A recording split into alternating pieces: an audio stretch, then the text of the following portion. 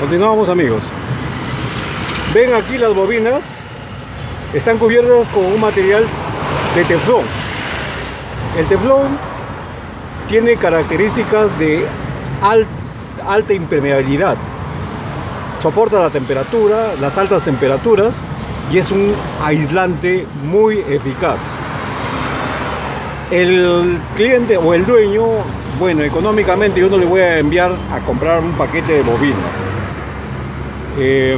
porque mi duda está en las bobinas. De todas maneras, estoy aquí instalando este teflón para aislar un poco el salto de chispa que puede haber entre la pared del motor y la punta de la bobina. Usted obviamente ya lo entiende. Pero tengo un detalle acá. Aquí, este cable está, como ustedes lo ven,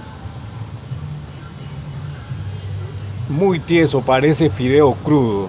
Y aquí me las estoy jugando porque está tan manoseado este carro con esta misma falla hace tiempo que, como ustedes lo ven aquí, está demasiado tieso. Yo me arriesgo, voy a tratar de aislarlo.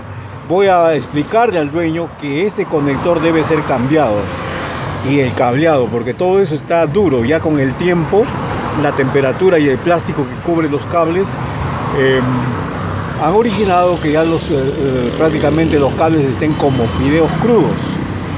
Se dobla, se quiebra. Ustedes lo conocen mejor que yo, ustedes técnicos, amigos, colegas. Aquí ustedes ven. ¡Oh, Diosito! Voy a tener bastante cuidado para poner esto. Voy a explicarle bien al dueño sobre este detalle. Yo le podría adaptar un paquete de bobinas, porque son bobinas puras, un paquete de bobinas para el Chevrolet Aveo, para el Chevrolet, más o menos para esos modelos, un paquete de bobinas, para que sea más comercial, porque este paquete de bobinas es muy caro para esta marca de carros. Continuamos con el video.